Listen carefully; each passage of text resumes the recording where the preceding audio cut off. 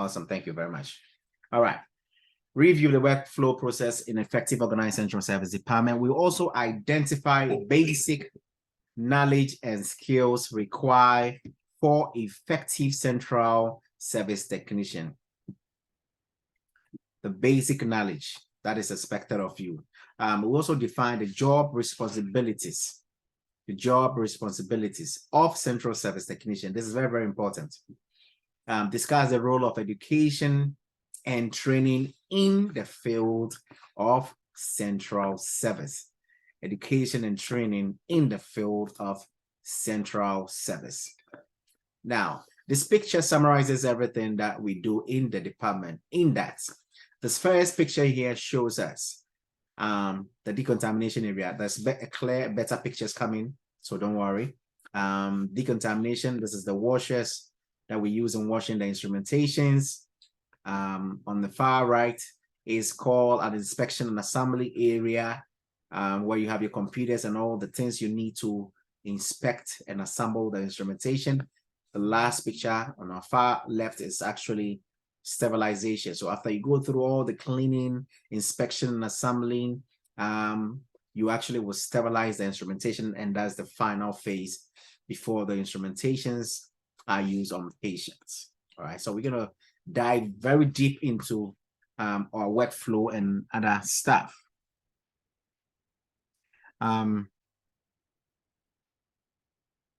So let's look at these two definitions. Let's look at these two definitions. Central. What comes in mind when you hear the word central? Because we are going to be working in central service department. The central simply means services are centralized. Central. Services are centralized. Reprocessing activities are carried out in one department under one system and a set of standards. I will tell you for a fact that a couple of years ago, a lot of activities, bits and pieces of activities occurs in different departments in the hospital. For instance, we know that hospitals do have other ancillary departments such as cardiovascular department, emergency department, radiology department, labor and delivery. What was happening is sterilization and instrument processing were being done at each of these areas, which doesn't make it centralized, right? Central means bringing all these activities that occurs in all these areas, all these different areas in the facility under one umbrella, under one unit, okay? Central services are centralized. Instead of having every individual department processing their instrumentation, we decide to bring it in one department, one unit where everything occurs. Activities are carried out in one department under one system and a set of standards. So if everybody is doing what they are supposed to be doing in different areas of one hospital, guess what would be missing? Standardization. Being that one department will be doing things differently from the other department, right? Which will make them non-compliant. So having everything centralized, of course, is the best way to go. Now, services that we provide. Services, central service staff assist with patient care by providing instruments, equipment, and supplies to their customers. So this is very, very important, because at the end of the day, I don't want you to think that you are only going to provide or you're only going to sterilize surgical instrumentation. That is not it. You are also going to provide customer-oriented services to operating room, all these clinics, and other customers in the hospital. Okay, we are providing equipment. So maybe somebody in labor and delivery need breast pump. Central service, if the facility you'll be working is responsible for patient equipment, you are equally responsible in making sure that the equipment is ready or readily available to be used on patients. Okay, so we process surgical instrumentations same way we process patient care equipment. Now, these are two different, or these are under two different umbrellas. Equipment and instruments are totally different. Okay, and as we go along, we're gonna learn more. So I'm not gonna waste time on here, but I'm gonna take my time to explain this for you to understand very, very well. Okay. Now, if you have any questions, feel free to pause me and let me know. So understand that our role is not only on instrument, it could be on equipment and also supplies, basic supplies. Okay. Now, if you're working in New York, this is for those who are in New York City. If you are in New York and you work for a hospital, you work for a private hospital, the hospital that I used to work for that is not well held, equipment will not be part of your responsibilities. Okay, I remember a couple of years ago, a leadership decided that we take equipment off the equation.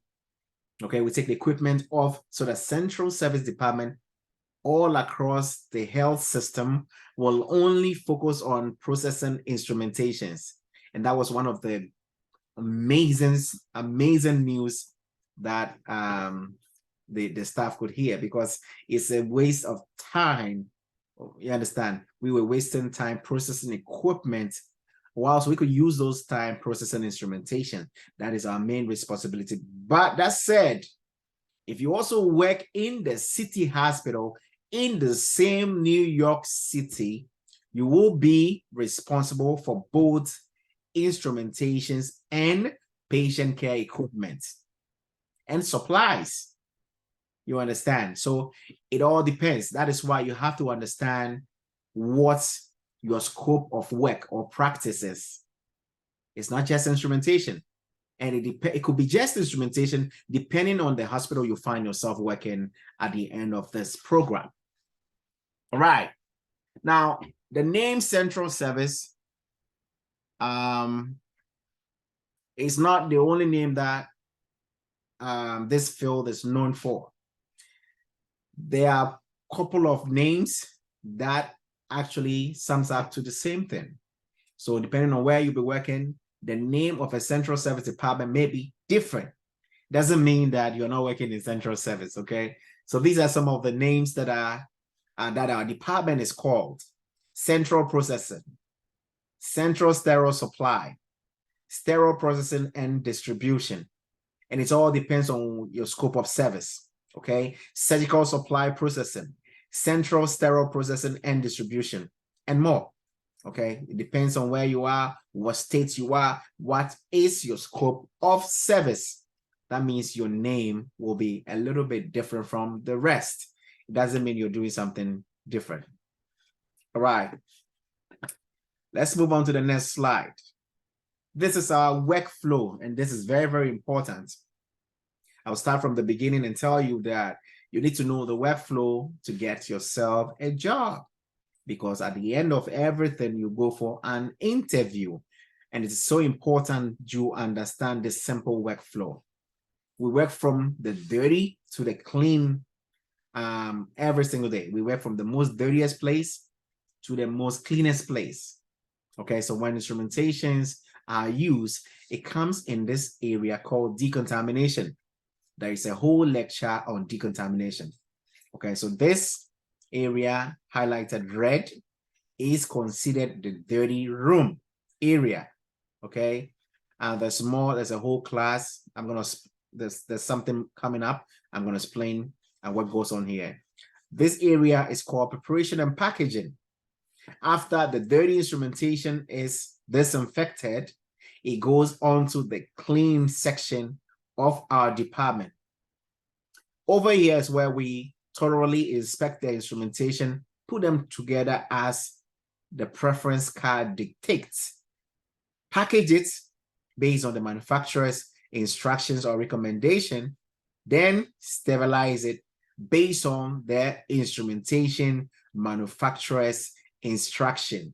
So after sterilization, based on whatever form of sterilization, the instruments may have to cool down. Once it cools down to appropriate room temperature, we later send the instrumentation to the storage area. When the instrumentation gets to the storage area, the instrumentation could be sitting there for a year or two based on what packaging method has been used. There are other packaging methods that could be indefinite. It means until it is used, the sterile items remain sterile until there is an event-related activity. That is, unless let's say there's a hole, there's physical dirt, there's water on the package, and when the sterility is compromised, that is the only time those type of packages that have indefinite shelf life could be taken off the shelf. If not, it can stay on the shelf or it can sit on the shelf indefinitely.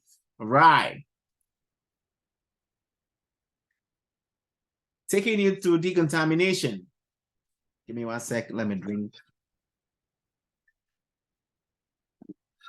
All right. Decontamination. Very, very critical, very, very important area within the central service department. Decontamination area is an area where soiled instruments and equipment are received. So the decontamination is the area where soiled, when we say soiled, soiled instruments are instruments that have come in contact to a patient. When the instrumentation comes in contact with a patient or to a patient, it becomes soiled, it becomes dirty. Once that happens, we have to bring the equipment or the instrumentation to our decontamination area. So if it is patient care equipment, let's say they use IV pump on a patient. Once the patient is discharged, the IV pump will be sent to central service decontamination, where the equipment will be disinfected, okay? And then it will be prepped. Then it will be sent back to be used again. You see how that works? Okay. Now, over here, a lot goes on, and I'm going to spend some time to discuss what goes on here. Now, so definition of decontamination: removing or reducing contamination by infectious organisms or other harmful substances. Okay. Definition: removing or reducing contamination by infectious organism or other harmful substances. Remember, we do not know the disease that these patients may have. Some may not have any disease. We really don't care, right? So when the instrumentations or equipment are used on the patients, we need to make sure that the instrumentations or the equipments are rendered safe to be used again on another patient. Because if you don't render them safe, you don't remove all the infectious organisms that is present on the equipment, guess what? If that equipment is used on a different patient, that patient will be infected. Okay, that patient will be infected. So I just want everybody to be aware of this. Okay. So I'm sorry, give me 1 sec. Let me do this real quick.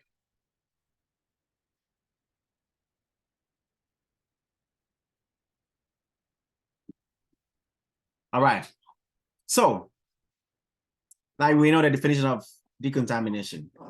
Now, the decontamination area, this is how it looks. Well, it's a big space, and these are what goes on there. Okay. Reusable items are clean and decontaminated. Okay. In that same space, we perform manual cleaning. Now, before I get there, this is going to be just a highlight of what goes on there. We are going, again, as I mentioned, there's a whole lecture on the images that you're seeing. A whole lecture on decontamination. Okay, so I just want you to know that. So I'm gonna just highlight what goes on there. Okay, now, when an instrumentation is received from operating room, I'm sorry guys, give me 1 second, there's a lot of noise here, give me 1 second, let me just start.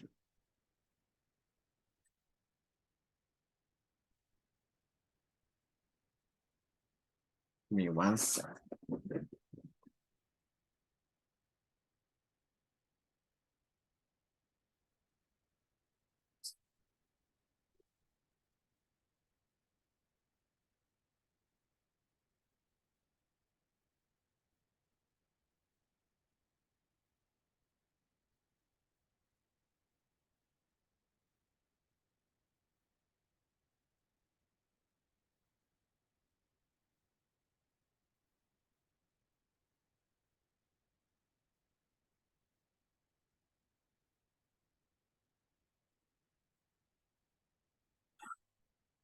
What I was saying is that after the year of doing what I have to do, I actually spoke to my bosses about my commute, because as of that time I was also schooling at Westchester Community College. So my commute was not pretty. But if you're determined to do something, nothing stops you, right? Nothing stops you from accomplishing your goal. So I literally drove almost like 2-3 hours in and 3 hours out. It was crazy. So I told them about my commute, my schooling and everything. And guess what? There was an opportunity a year after. So they moved me to be, sorry about that, because hopefully it's okay. It happens. So we're gonna continue from where we stopped. All right. So sorry about that. Let's do it. So as I mentioned, there's gonna be a whole lecture on decontamination. I'm just gonna give you highlights of what goes on here. So we are informed. Over here is dirty, the room is contagious, right? Because there are a lot of microbes, presumably, because everything dirty comes in this room. It means that as a technician, there is an expectation of you, right? Before you get there, as you can see in each of the images, you see the females and the males have something on called personal protective equipment. PPE will protect you against any bloodborne pathogens. Okay, it is by law. It is regulated by an organization called OSHA.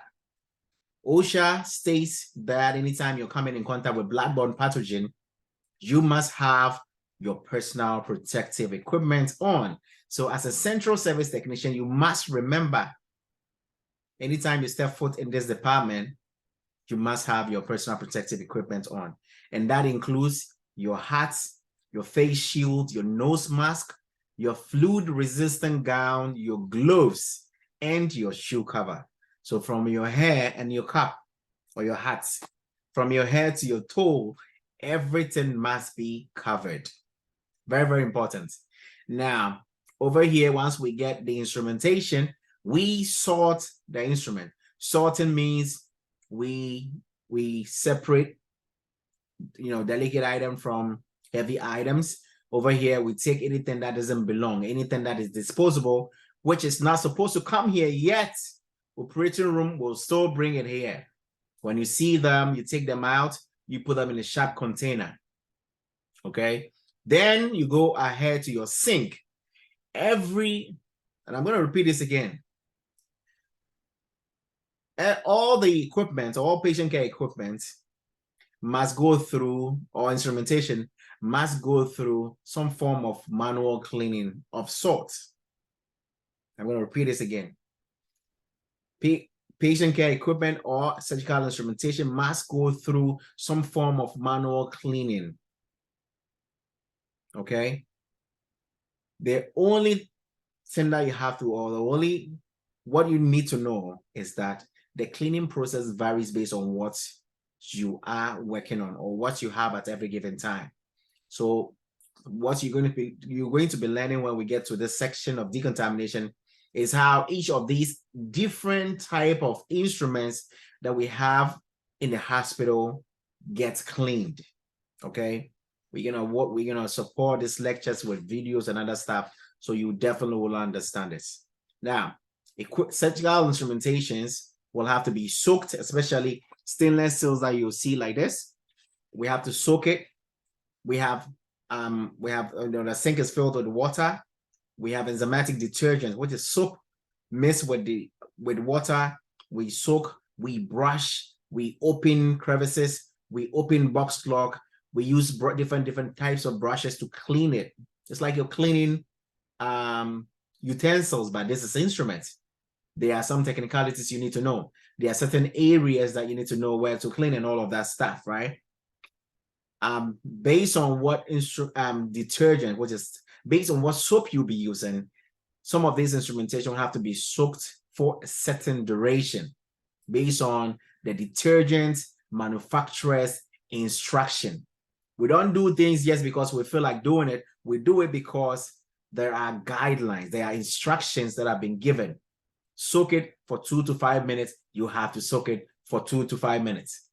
Okay. And then once you soak this instrumentation, if there are anything blood dried on these instrumentation, it will soften up and you'll be able to clean them appropriately.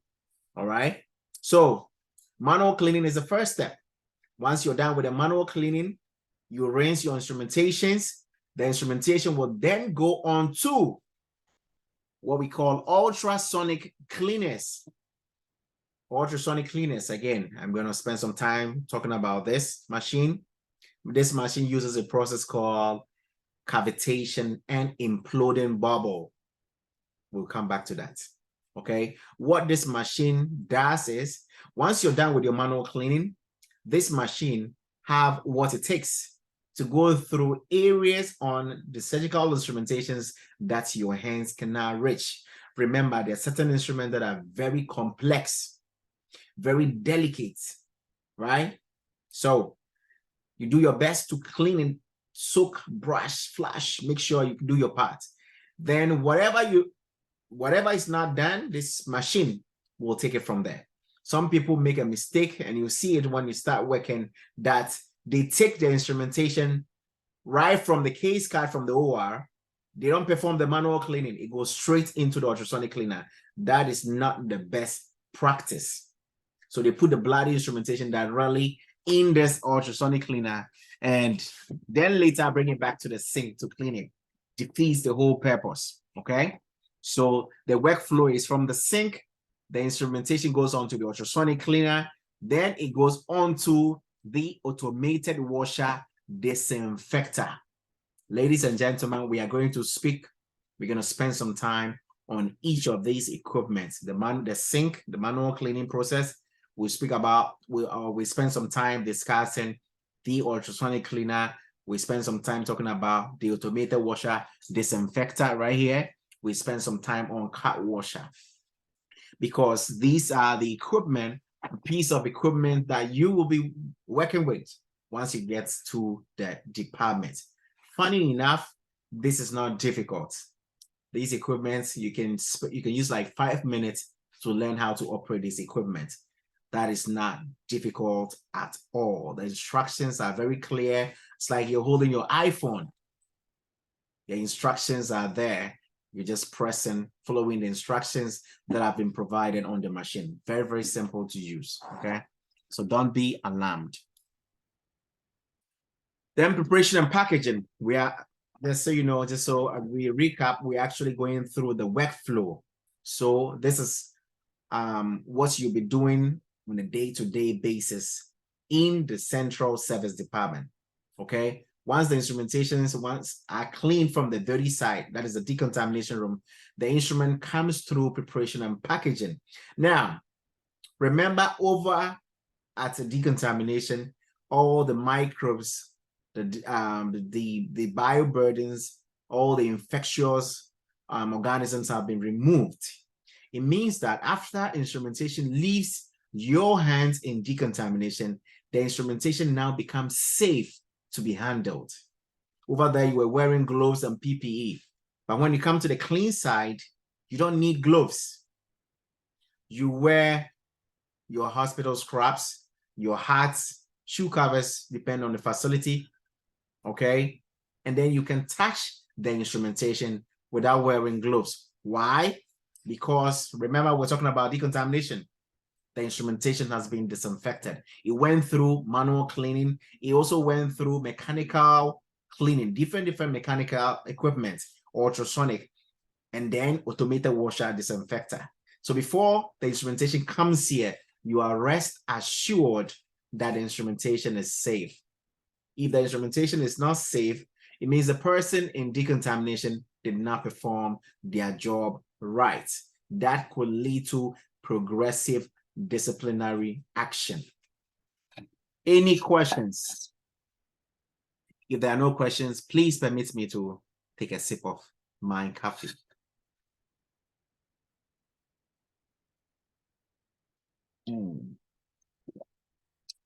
Okay. All right. Now, let's go on. Just so you know, I drink coffee every single day. So I know some of you are equally drinking the same amount of coffee. Good question. Yes, sir. Go ahead. The PPE, putting on the PPE, which one comes first? I mean, the scrub or the face mask or the gown? Which one comes first? So you want to put on, first of all, before you put on PPE, you wash your hand, right? Okay. Perform hand hygiene. You dry your hands. Get the fluid-resistant gown first. Put that fluid-resistant gown first. Okay, it's like a big jacket. Just put it on first, and then the rest can follow. Okay. There are certain things that if you have the gloves that we use in decon on, you can perform that function, right? For instance, if you're putting you're tying your nose mask, depending on what kind of mask your facility will be using, some have a rope at the back. If you have thick gloves on, you can't do that. So you want to fix things with your hands first. Wear your face shields, your nose mask, your hats, then go on to your shoe covers. Then when you're done, your glove will be the last thing to wear. It really doesn't matter. Once you become familiar to the process, it really doesn't matter which one goes first, right? But if you are taking them off and you're not careful, you will contaminate yourself, because the glove that is on, right? That's why we put a smaller glove before we put a large one on top. So before you take everything apart, the first thing to do is take that outer glove first, okay? Some people will even take everything out, the gloves first, wash their hands, dry their hands before they come on to take anything from their face and other stuff, all right? But we wear two gloves on purpose so that we can take the one on top out, and then the second one will be clean. So we can use that gloves to take out everything that we have on ourselves. Then we go and wash our hands, dry our hands, and we're good to go. Also, just so you're aware, hand hygiene is known to be one of the most effective way to break the chain of infection. So it's very, very important that we perform hand hygiene on a regular basis. Don't forget that. Okay, let me see. The next thing we're going to talk about, let me see, which is, okay. We are going to talk about inspection and assembly, or preparation and packaging. Inspection and assembly or preparation and packaging is the same terminology, it's the same department. It's the clean area of the department. Now, the clean area means that we don't have anything dirty. Equally, this is the same room that we have, the sterilization. So it's not as if the sterilization will be in a different room. No, it is this big space that we have that is apportioned. One section is for inspection and assembly. One section is for packaging. Another section is for sterilization. So sterilizers will be at far away from where the inspection and assembly is, depending on how large your facility may be. Now, what goes on in preparation and packaging? Again, as I mentioned, once we get equipment here, we know that equipment are safe to be handled. So what we do is to inspect the instrumentation. It has been cleaned by somebody in Decon, but we need to verify. Verify, because people make mistakes. And if we don't verify and we put everything back, assuming that it has been properly cleaned, guess what? The instrumentation will end up inside the patient from here. Because from here, the instrumentation gets packaged. It gets sterilized. The nurses, the instrumentation goes inside somebody's belly, or somebody's heart, or somebody's brain, or somebody's eye, or somebody's whatever you can think of. So this place is very critical. Very, very critical, very, very important. So I will say from the get-go that make sure that once you assign here, once you assign anywhere in central service, put your cell phones away. So our policy is no cell phones. Although you see people still using their cell phones, do not get yourself involved. If you go on your lunch break, go and use your cell phone. Why am I saying this? Because the least mistake you make, you're going to put somebody's life in harm's way. Okay, so please take this seriously. No matter what you see others do. Over here, you also have to go through what we call count sheet.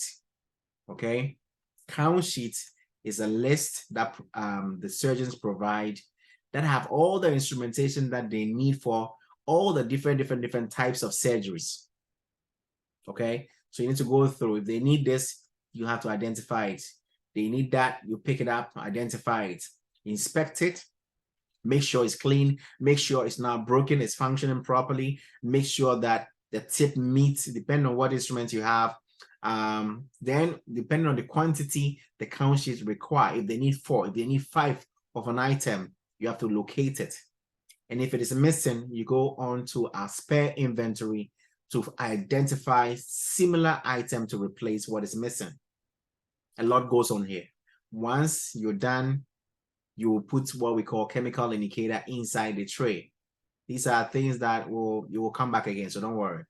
Then after that, you actually will package the instrument. You will either wrap in a blue wrap. So if you look over there, you see different blue wraps, packs of wraps. We wrap a lot of trays. Also, we have containers, metal containers that we use to process this instrumentation. And then we have something called PU pouch. So when we get there, we're still going to discuss that. But there are 3 different packages. 3 different packages. After assembling the instrumentation, you may either use wrap or rigid containers. The PU pouches are just for single instrumentations. Okay, we're going to get there. We're going to spend some time discussing that. So once you wrap the package, once you wrap it based on whatever means you're using, you need a label. Okay, the label, because remember, the label is on the tray with a barcode. So once you scan, the count sheet automatically populates on your screen, the computer.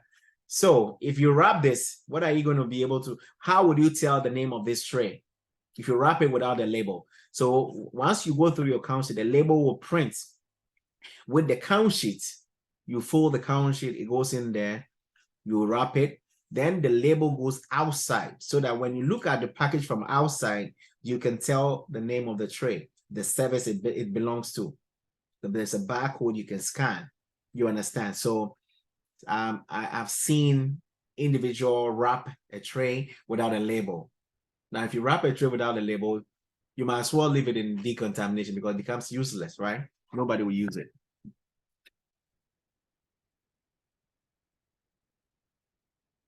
So yes, we prepare the trays to be sterilized. We prepare the trays to be sterilized after wrapping the tray. Okay. So the next step here is packaging. So this is a PU pouch. This is for individual instruments. This is not for a whole set, so this image could be wrong, okay?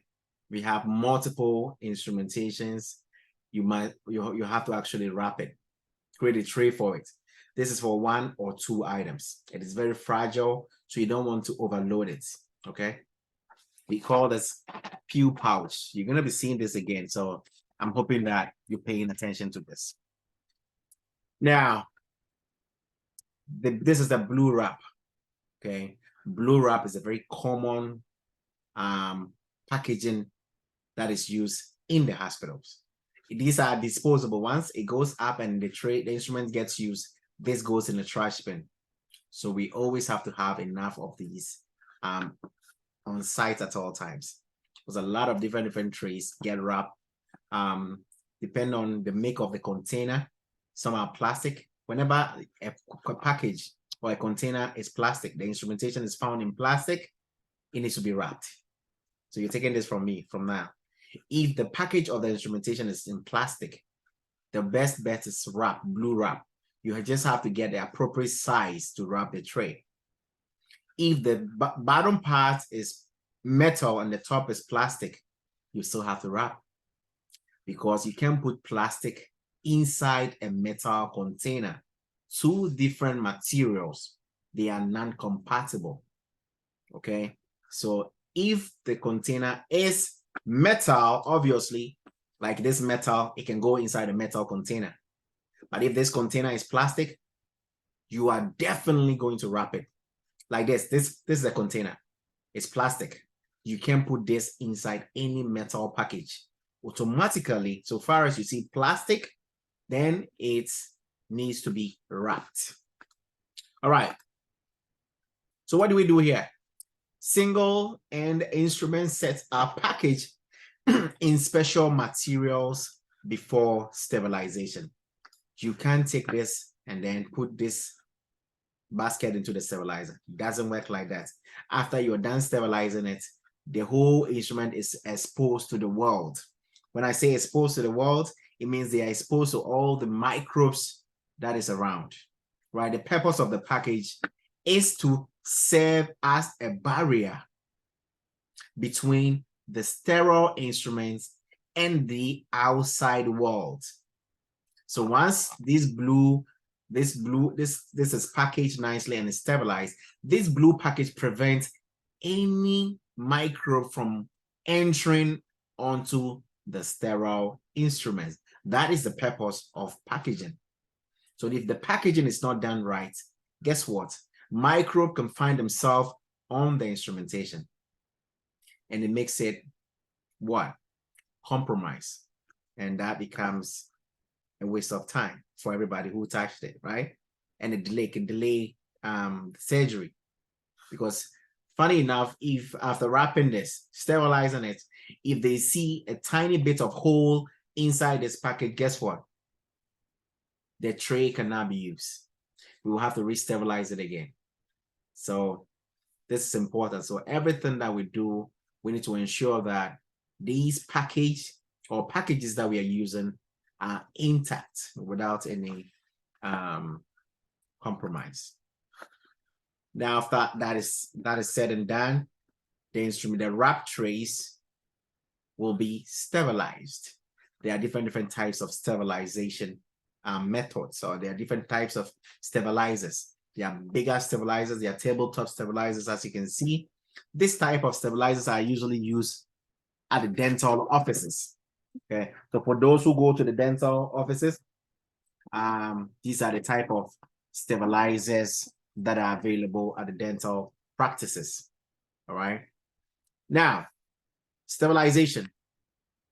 Different methods are used to destroy the microorganisms on the instruments and the medical equipment used for patient care. There are, and we're going to be talking about 3 different types of stabilizers or sterilization processes that is used in the hospitals. You must know them. You must know them. At least have an idea, especially there is one called pre-vacuum steam sterilization. That is the most widely used form of sterilizer on the market. In every central service department, that is the one machine that you'll be using every single day. Okay, we're going to spend some time on that as well. So different types of processes is available, because depending on what the instrumentation is, it will determine the form of sterilization to be used. If the instrumentation is plastic, the manufacturer will not validate them to go in a steam sterilizer. Why? Because it may get burned, right? Delicate items cannot go in the steam sterilizer because the steam uses a very high temperature of 270 degrees Fahrenheit to kill live microorganisms. So guess what? If you put an instrumentation that cannot withstand that kind of temperature, it would go damaged, it will be damaged. So sterilization is done, or instrumentations are sterilized based on what the device manufacturer instruction says. All right, more to come on sterilization. Now, sterile storage. After the instrumentations are sterilized, the instrumentations are then stored in a department called sterile storage department. Now, this is a place where sterile and clean supplies and instruments are placed in controlled areas until they are needed. Again, as I mentioned, they are setting the package, the pill pouch. Once it gets sterilized, it's going to be on the shelf indefinitely. This plastic and paper, we call it pill pouch. Once sterilized, it can be on the shelf indefinitely. So there are certain items that will be here forever until they use them, or until there is an event-related activity. Do not forget this term. It is possible to be on your state board. Event-related activity. We're going to talk about that in the future, so you'll hear it again. All right. So over here, there is different storage systems available depending on where you'll be working.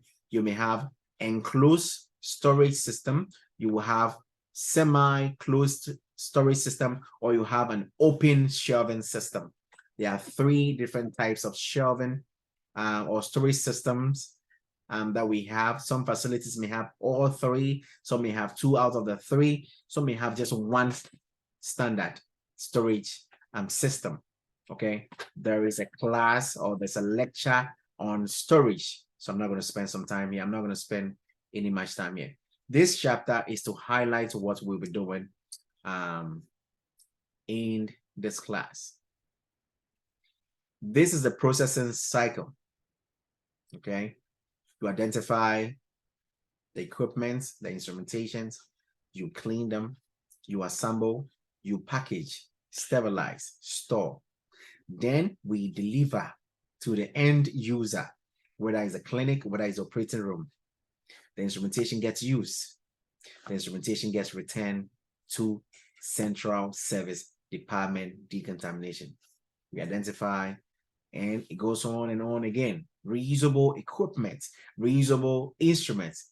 Because they are reusable, guess what? They will be used over and over again. And this is the same process that we'll be going through every single day. The good thing about this job is you'll be repeating some of these tasks. So as you keep repeating it, you become more acquainted to the process. You become subject matter expert in no time. All right. Now, central service technician, the basic educational foundation. That is what we are getting today. Job knowledge, knowing the what needs to be done as a central service technician, and we're going to learn everything, the skills, their responsibilities. We've highlighted some few responsibilities, performing your processing instrumentation, equipment, customer service, and other related activities. Something that you have to be familiar with. Okay, now educational foundation. Of course, you should be able to read and write. For all those who call me about this program, I tell them, or ask them, do you have a high school diploma? Yes or no? If you don't have it, you need it. I can teach you to pass your state board. If you pass your state board and you're going for a job, they will ask you for your high school diploma or GED, right? For those who are from international, those who are traveling from other parts of the world, if you have high school diploma or if you have high school certificates in your country, you can evaluate it here. They will change it into US language. You can use a certificate directly, but if you ask me, what can I do? I have a certificate from, let's say, Antigua or Jamaica or Ghana. I'll give you an information where you can evaluate that credential. Okay, they will change it to US language and you have your high school diploma. That's it.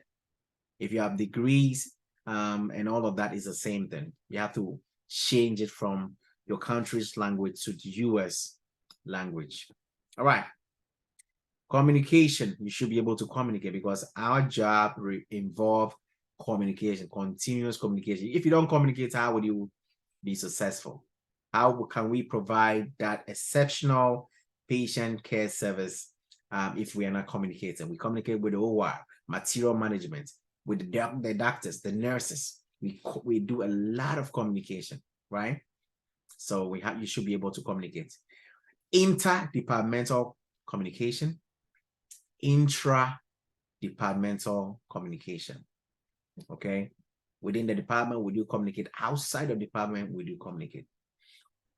Interpret central service technician materials, practices, procedures. You have to be able to interpret.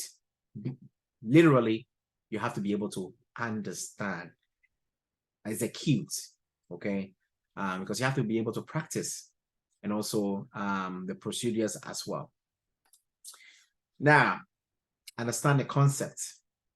Infection control, microbial transmission, anatomy. We have a class on all of this, okay? Infection control, microbial transmission, anatomy. Understand terminology, medical, surgical, okay? To operate tracking computer system. We have tracking system that tracks all the instrumentation and equipment in the hospital. Everything that we do get tracked by tracking system. Okay, that helps us be able to identify the instrumentation at every given time. When you go in the tracking system, you put in the name of the tray or an equipment, tracking system will tell you, go to the storage shelf 1, the tray is sitting there, or go to decontamination, the tray is in decon. It means that the tray is not ready to be used, right? So tracking system is very, very helpful. We have a class down the line in the future to discuss tracking system.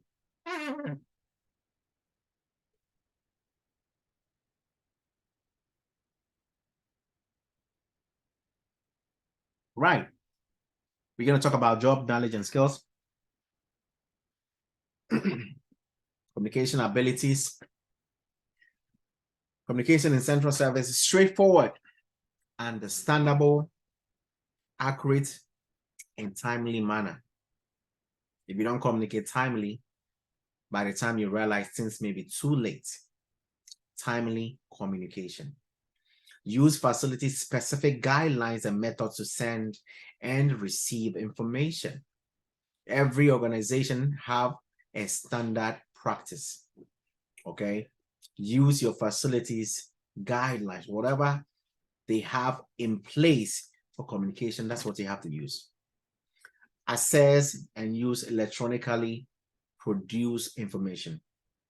Access and use electronically produced information. You should be able to do all of these, okay?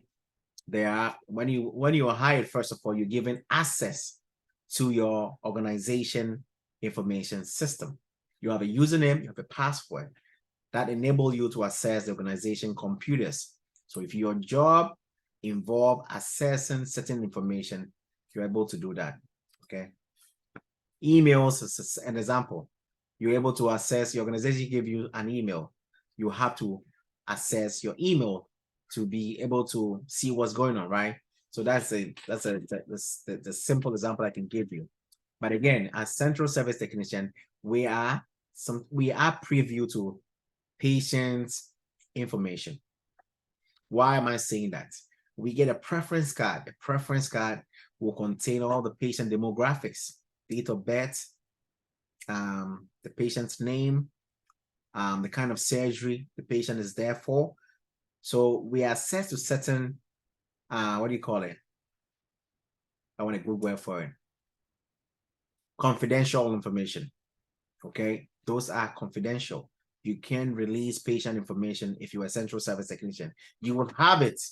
You cannot say, even if it is your brother, unless you are I mean, there's nothing like unless.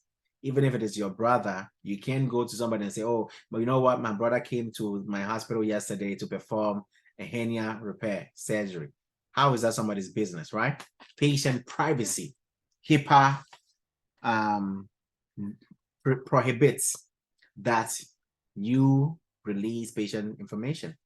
Okay, there's a law that prevents you as a central service technician to spread rumor about the patient because you have actually assessed their information. All right, so you have to be very, very careful. It comes with lawsuit and it comes with termination as well. Not only will the hospital be sued, you may also end up losing your job. All right, so be careful. We'll talk about that as we go along. All right, facility system. As a central service technicians, you have to be aware of the wide range of services offered to customers. As I mentioned, it depends on where you'll be working. Depending on where you'll be working, the responsibility or the role or the task may be different. Once you are hired, try as much as you can to learn everything that your department does. Very, very important. Be aware. Prevent unnecessary waste and duplications.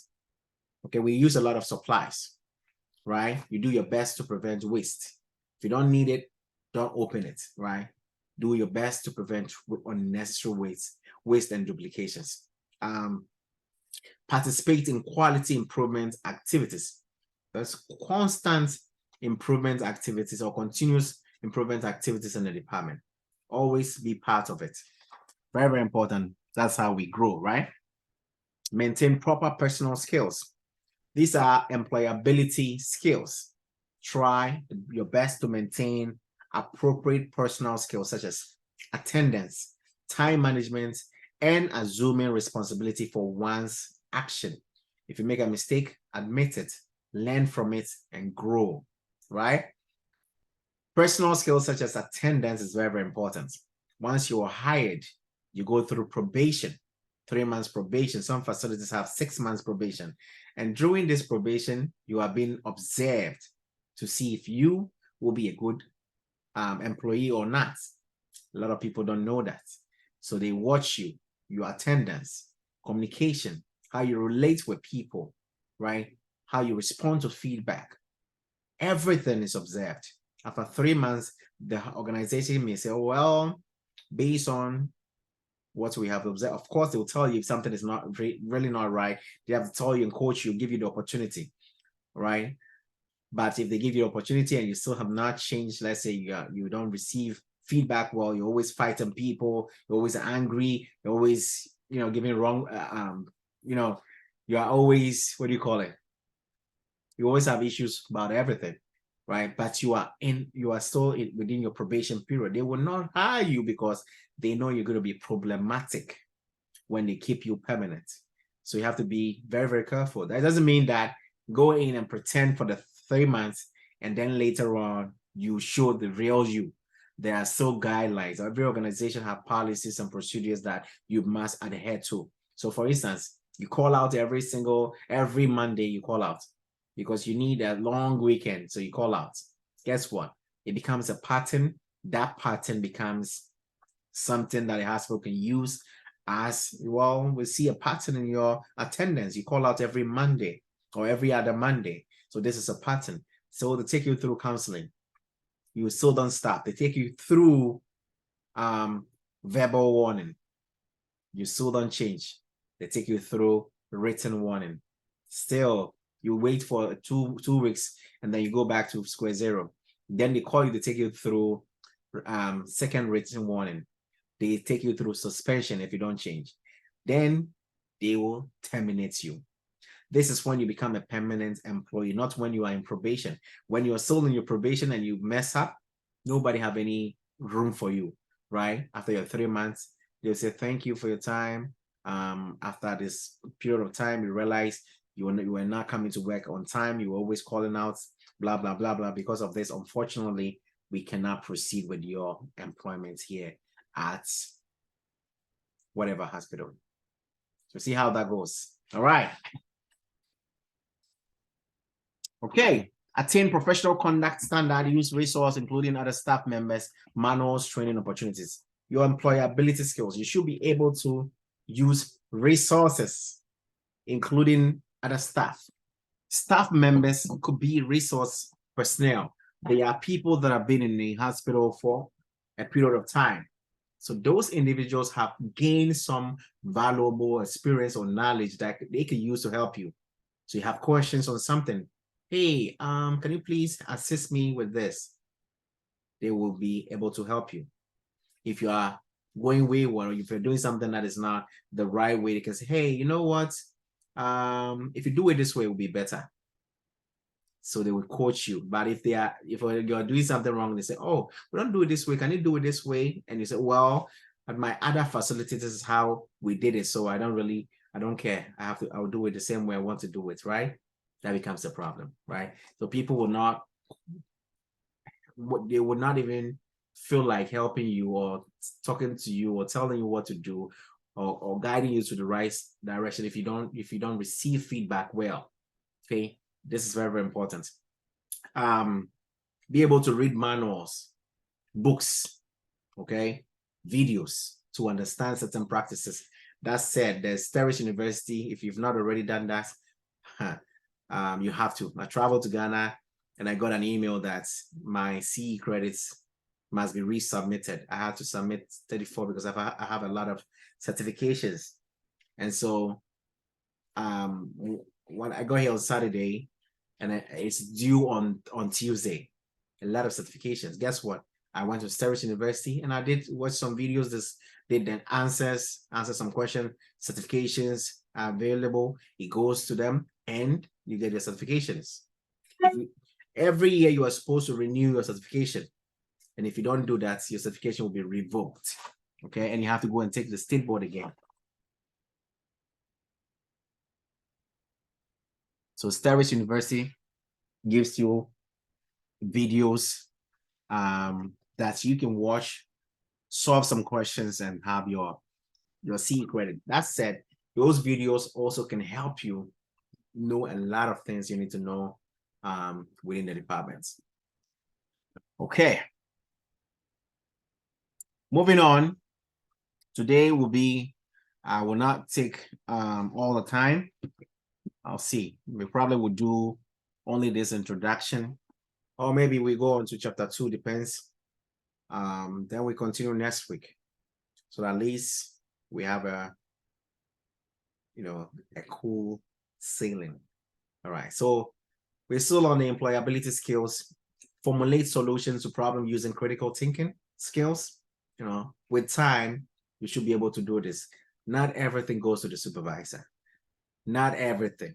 There's certain things that you can use your critical thinking skills to resolve it before you even get to the supervisor. Adapt to changing situations. Things changes, policies changes, procedures changes, manufacturer's instruction changes. There are new invention every single time. You should be able to adapt to changing situations. Practice personal integrity and honesty. Engage in continuous self-assessment and goal modification for personal and professional improvement. Okay. All right. Exhibit respect and empathetic behavior in interactions with peers, superiors, subordinates, and customers. Listen attentively to verbal instructions, requests, and other information.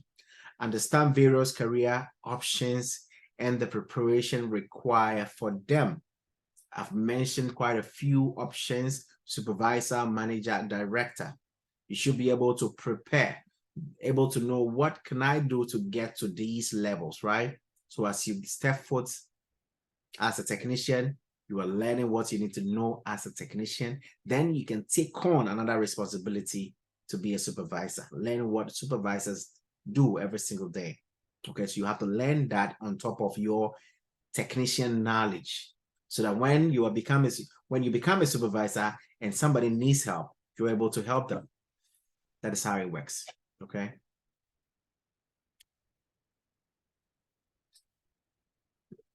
Okay. Now,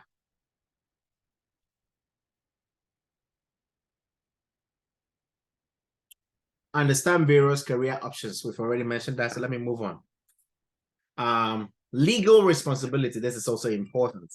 We also, as central service technicians, have legal responsibilities. One would say, well, I'm not an attorney. Yes, you're not an attorney, you don't work in a law firm, but you have legal responsibilities. All right. Solve problems relating to legal dilemmas or issues. Comply with established risk management factors and procedures. You need to determine when an incident must be reported. Maintain confidentiality. I will take just the confidentiality component. Just the confidentiality component. Release patient. Now, some people that like social media that much that even in the hospital be taking selfies.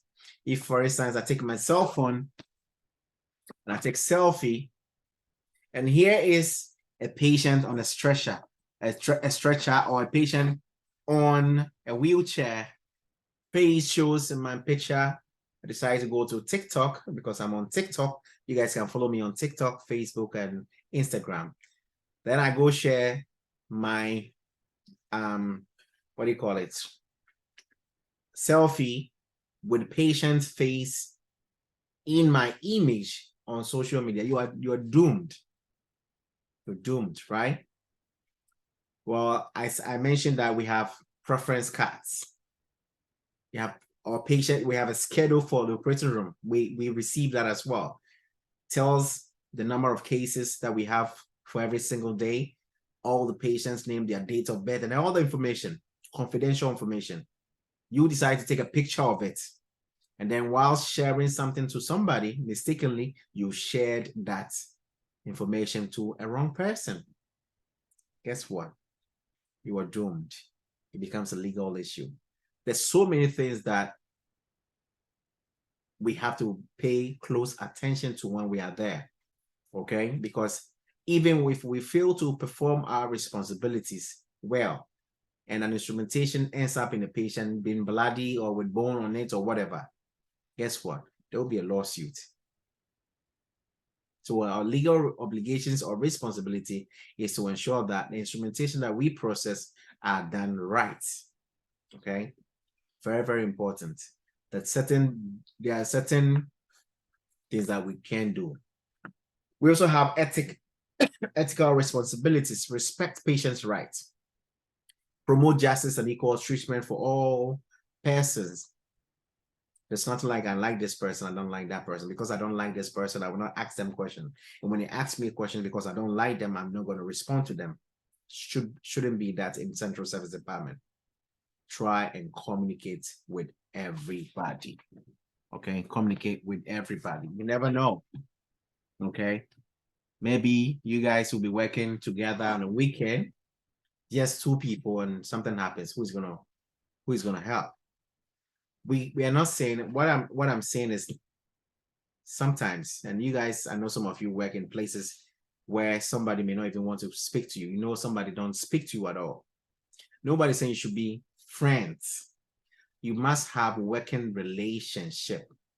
Working relationship. That means that if I have a question pertaining to work, I wouldn't let my not talking to you become a hindrance. Not at all. You should never do that in this department, no matter what it is. Give feedback, communicate. I'm not saying go and ask them about their last born or somebody's wife. How's your wife doing? And all. Nobody's saying that. But where is this tray? Who is this for? Who requested this? Right? Working relationship. You must have that. Recognize the importance of patients' needs over other considerations. Recognize the importance of patients' needs over other considerations. It is time for you to go on lunch, but there's a trauma case. Somebody had a gunshot wound. They are rushing the person to the operating room so that the person could survive. Now they call Central Service Department. You are one out of the two individuals in the department. They need some trace.